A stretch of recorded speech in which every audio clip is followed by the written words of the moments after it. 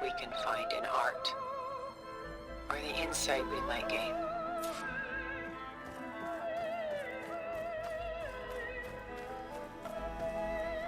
My favorite pairing on the left is woman reading a letter by Vermeer, a true master. And on the right is a forgery, woman reading music, which fooled experts into believing it was a priceless original. Early in my career, I became fascinated with such deceptions.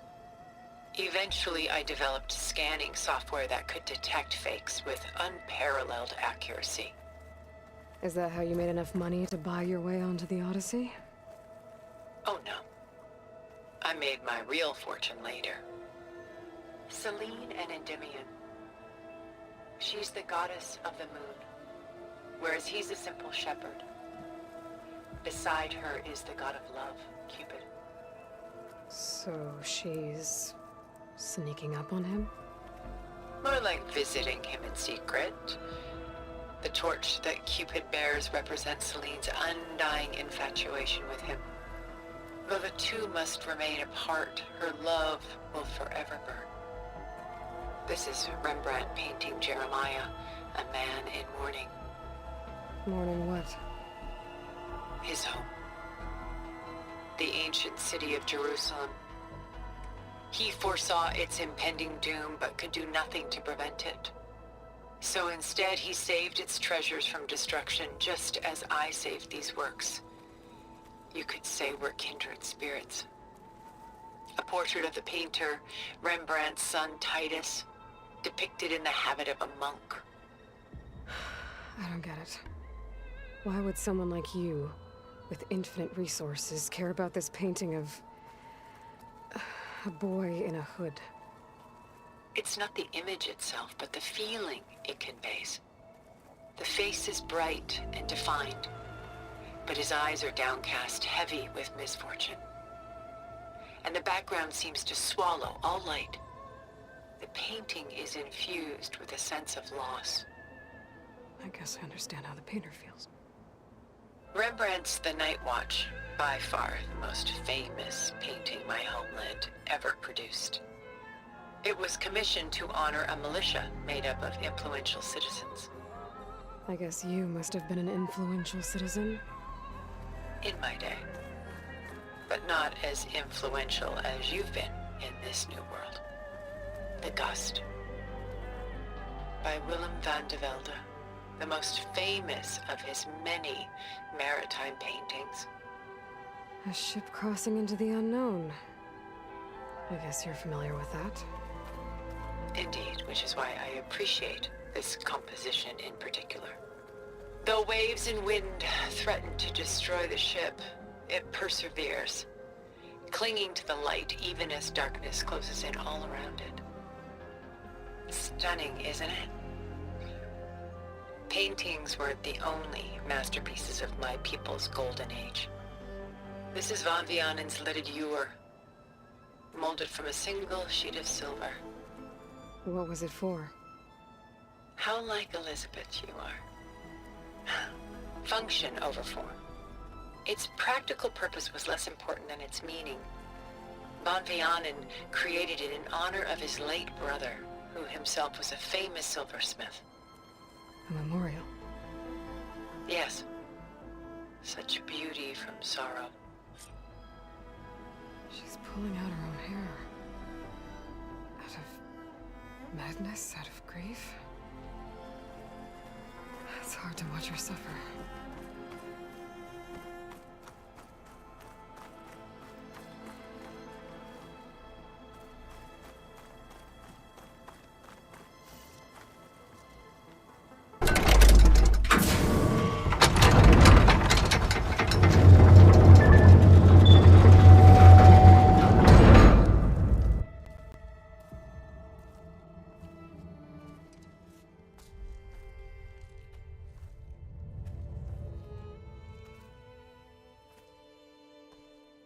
There you are.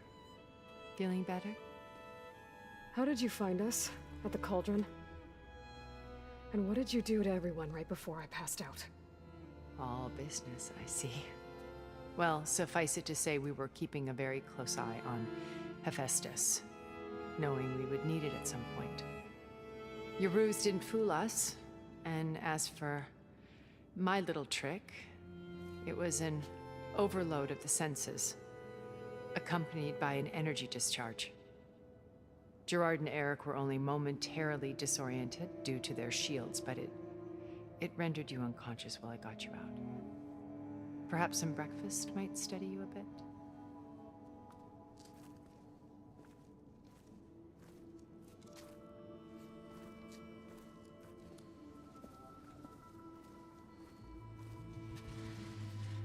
This was your house. The one you recreated for Beta, in the data channel you shared.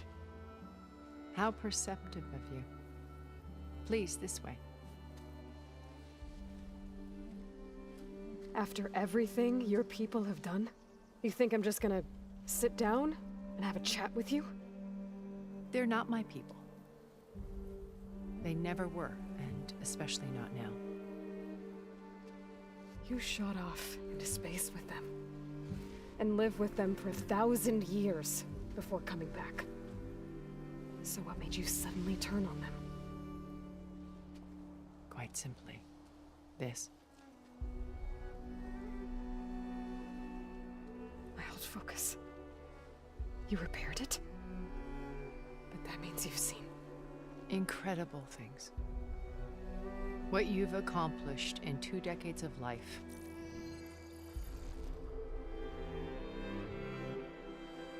A 1,000 years at my back and I haven't even come close.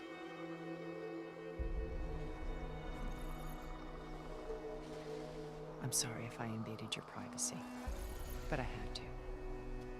In order to understand. To be enlightened. You truly are Elizabeth's blood. With her drive, her sense of mission, her integrity. Watching all this shamed me for the company that I've kept. Having seen it, all I want is to help you. even if it means stopping your friends? Especially so. Please, sit down.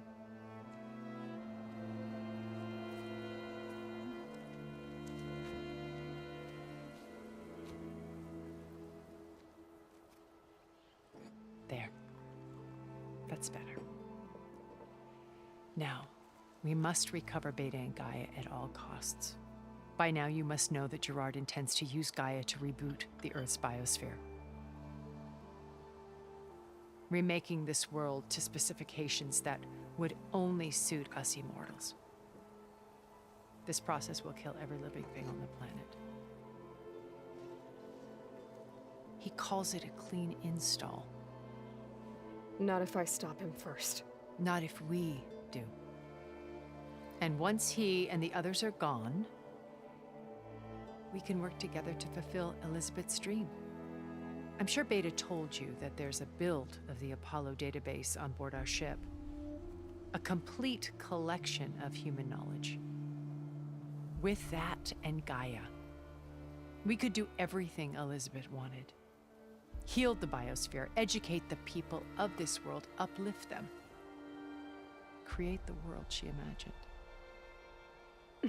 Let's not get ahead of ourselves. From what I've seen, your friends are invincible. I do wish you would stop calling them my friends. And they're not invincible. In fact, a friend of yours has found a way to defeat them. Silence. Oh, he's been a busy bee, building an army powerful enough to crash through Gerard's precious base. Regala and her rebels. Even now, she's preparing a final march on the Tenakth capital. When she wins, she'll have the entire tribe under her control. Hundreds of warriors and machines to throw at the base. She's been duped. They'll all perish, of course. But it should be enough to break Gerard's defenses and allow Silence to kill him. Along with all the others. Using the new weapon he's developed. Yes, he's found a way to circumvent our shields. Truly an exceptional man. He's planned for everything. Except you and me. You see, while his army is battering down Gerard's doors, you and I will sneak in through a back way, one that only I know about, while Silence and my friends are busy battling each other. We'll take back Beta and Gaia. I told you I want to help you. I mean it.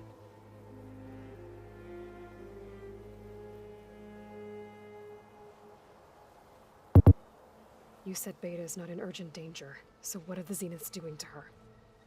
Putting her to work. Merging Hephaestus with Gaia. A difficult, time-consuming task, as I'm sure you know. They will compel her if need be. But her life is not in danger. She's the only one who can do it. Because you people made her to be nothing but a tool. Gerard's idea, not mine. They always viewed me with suspicion when I attempted any form of kindness towards her. That's why I created the data channel, a virtual place where we could speak in peace. Beta told me your colony was destroyed. That you came back to Earth because you had nowhere else to go. It's true. After we reached our destination, a planet in the Sirius star system, we spent decades building a new home. The physical constraints of Earth, the boundaries of mortality, gone. To think of what we could have done with it. It might have been a utopia. Instead, we stagnated, absorbed into effortless comforts and virtual realities. It took a cataclysm to finally yank us out of our stupor. What happened? A massive geological event. We knew of instabilities in the planet core, but we underestimated them. By the time the collapse was upon us, it was too late to stop. Only a few of us made it to the ship in time. We set course for Earth, the only safe harbor left to us. Which you decided to make unsafe for anyone else. Not me. Gerard. He believes it's better to wipe the canvas clean than work around the smudges. No more primitive tribes, no more combat machines, only a blank slate to do with as he pleases. But we will stop him. All we have to do is get into that base.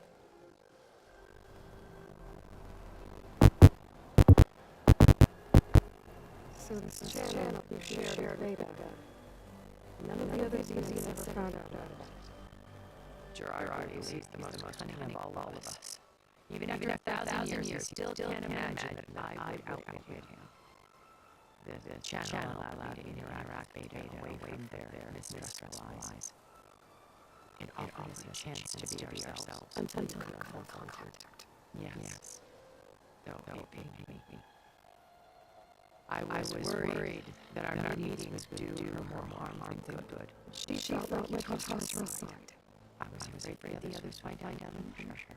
She may not have had the comforts and friendship anymore, but it made sure she would be safe. I know it seems harsh, but you must believe her well-being has always been paramount to me. What exactly is your plan to sneak into his base? We will make use of a lesson I learned from an early age. Always know your exits. In this case, a place where Gerard's new construction meets the ancient foundation, a passage that only I can access. When Silence flings his army base, we will enter through this back door, bypassing most fighting. The distraction provided us with a window in which to rescue Beta and Gaia. Why did you make the data channel look like this place? I built this house as a shelter to weather any storm, a safe place. Not just for me, but for the art stored below. Cultural artifacts of incalculable value. Truly some of the greatest achievements of human civilization. And you wanted Beta to see them? Yes. Her upbringing was so cold and technical. I thought if she could experience Vermeer and Rembrandt, it would bring something else into her life. A heritage every bit as valuable as the scientific and technical data being drummed into her. I'm sorry I had to cut off contact, but I'll never regret sharing this house with her. She needed shelter even more than I did. Once we're inside the base, where will we find Beta and Gaia? Here in the command center. By then, Gaia will have been reunited with all of its subordinate functions, including Hephaestus. What about the alpha build of Apollo on your ship? A simple matter of recovery once the others have been dealt with. With that in hand, we'll have everything we need to make this world as it should be.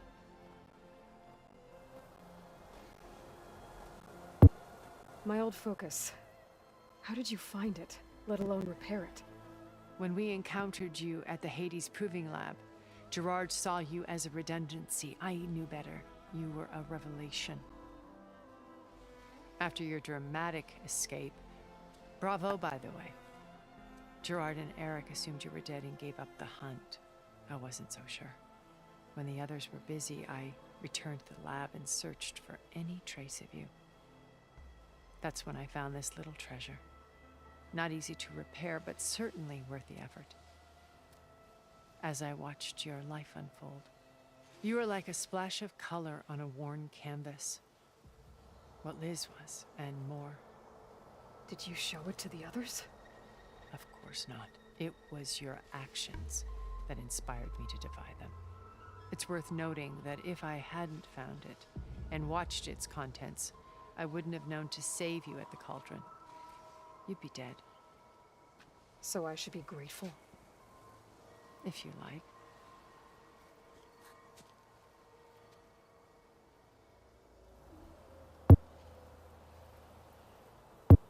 So you know all about me. What about you? What would you like to know?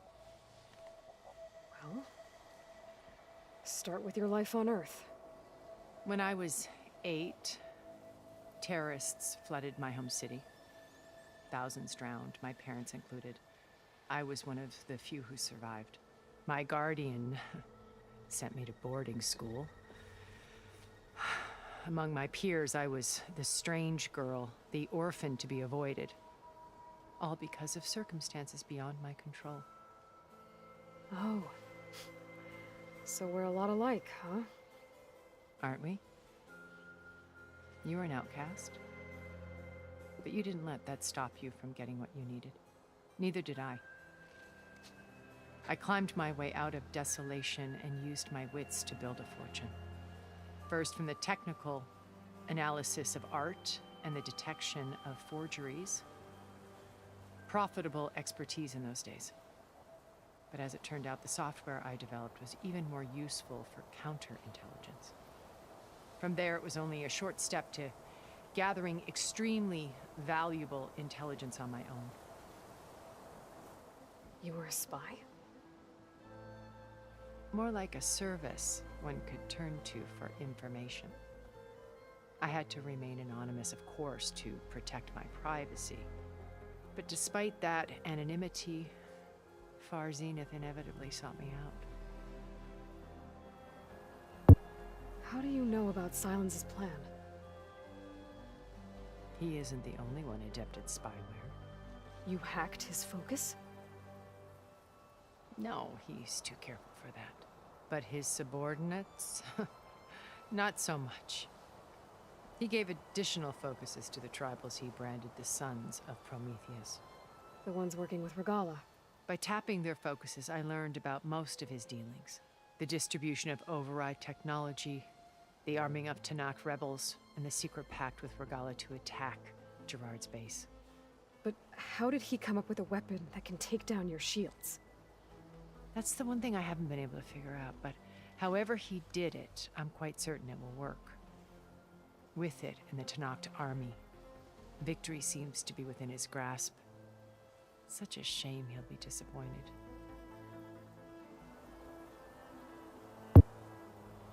What happened when Far Zenith approached you?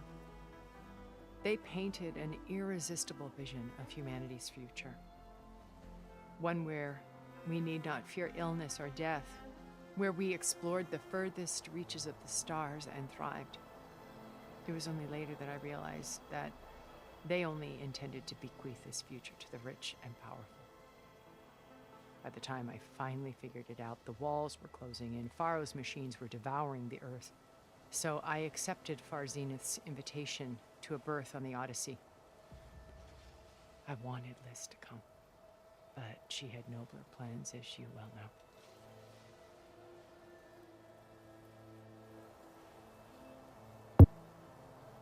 So you didn't know the other Zeniths were monsters until it was too late? I knew some of them were, certainly.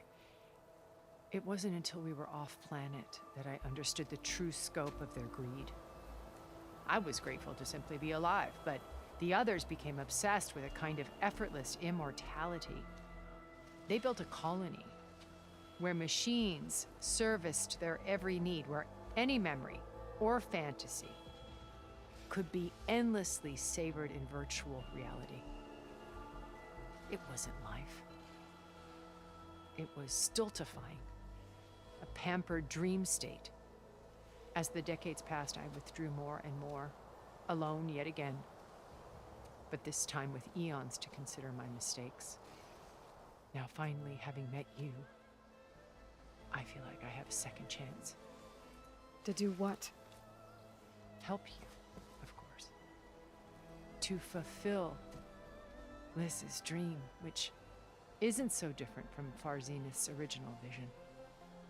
A better future for humanity.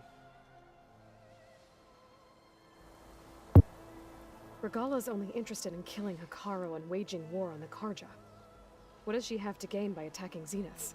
It's the price she must pay for her war. Without the ability to override machines, her little rebellion would have languished in the desert. So she trades with the Sons of Prometheus. Machines to help her overthrow Hikaru.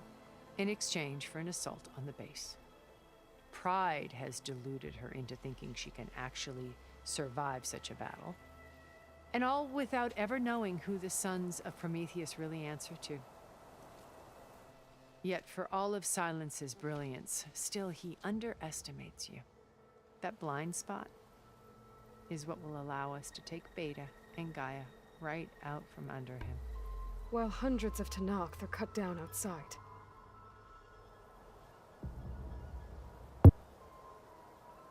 So you knew Elizabeth. What was she like? Liz was everything she was. I see in you. And more. Your ingenuity, your determination, your moral compass. You've managed to distill her greatest qualities and make them your own. I'm not asking about me. Tell me about Elizabeth. What was she really like? The honest answer is that I don't actually know. For all the time that I spent with her, she always kept a part of herself locked away. It was like that from the moment we met. So when you met Elizabeth, she was what? Distant? Aloof? Not aloof. Not exactly. It was a summit in Paris about machine learning. A touchy subject in those days. Because regulatory authorities were just starting to clamp down on AIs. Liz gave the keynote address. She had already achieved great renown for her work in automated environmental reclamation. But in her address, she was just starting to imagine the next step.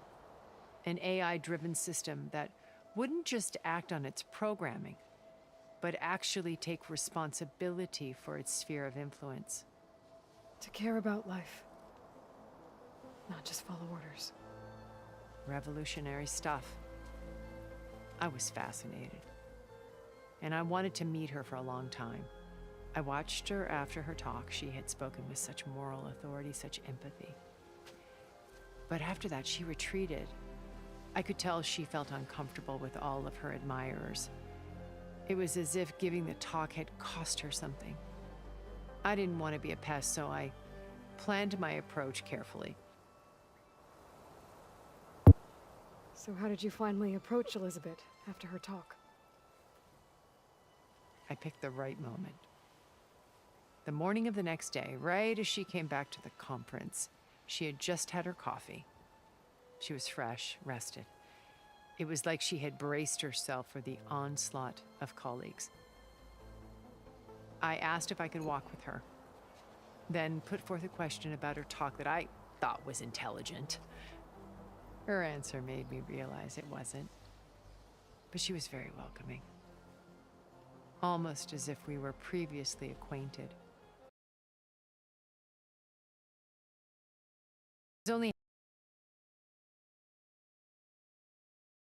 It was quite a shock to me. My business was trafficking in secrets, and I took great pains to protect my anonymity. So that was Liz. Perpetually one step ahead. She always seemed to know me far better than I knew her. I guess I know the feeling.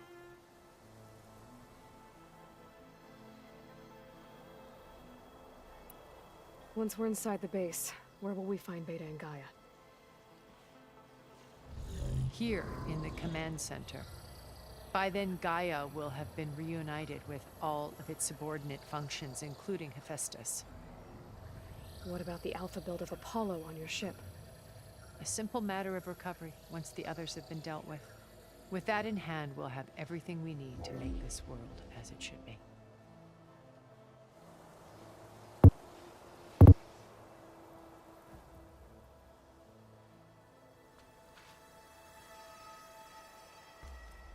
First Varl, now Hikaru and the Tenakth. Your plan would wipe out an entire tribe. There has to be another way. We are in an admittedly desperate situation, but I assure you there isn't.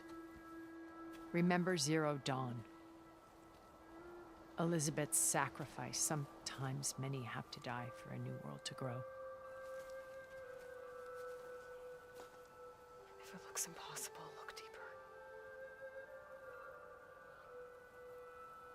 Wait. The data channel. It still exists, doesn't it? I need you to open it. Let me talk to Beta.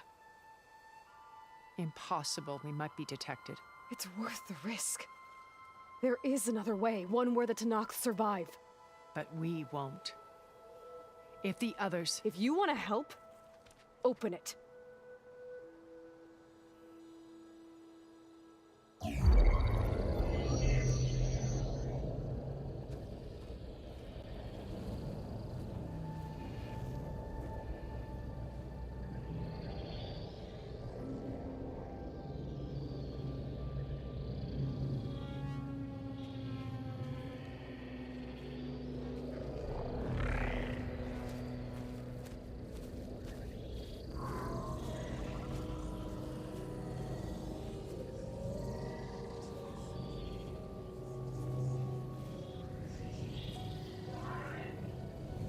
What are they doing to her? Virtual reality dissociation. The manual merge of Hephaestus will take hours upon hours of tedious micromanagement. If she resists the work, they run simulations to induce feelings of isolation and despair. Beta, can you hear me? You're alive. They're watching me. I can't hold up this extra protection for long. You should have killed me. No. No, look at me. I'm coming for you. I promise. Okay? I just need you to hold out a little while longer and work on the merge.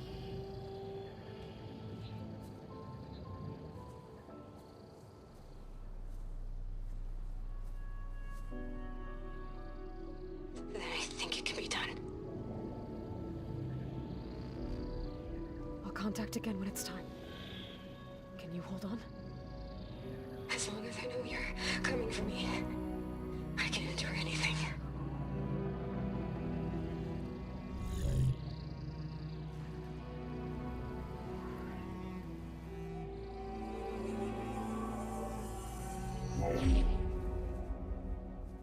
All right. I did as you asked. Now I think you need to tell me what you're planning. I'm going to take Silent's army away. I don't need it. Only the weapon he made to penetrate your shields. And how do you propose to get it? Ask him nicely? Without Regala and her rebels, he won't have a choice. We'll be his only option. Only option for what? What did you tell her? That is between me and my sister. Will be Silent's only option for crashing that base. I'll tell you the rest later. But first, there are a couple of things I have to do. Oh. And what are those? Lay my friend to rest. And then I'm going to use the override that Beta gave me at Gemini to put an end to Regala's rebellion. From the air. Wait. Since you insist on doing things your way, I know of something that will truly help you make a grand entrance with the Tenakth. The ancient Horus Titans still possess electromagnetic energy cells as part of their arsenal. Drop one of those on Regala's army and they'll receive quite a surprise.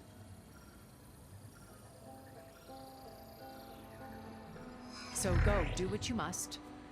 I'll come to your base if you manage to bring Silence to the table. Not if. When.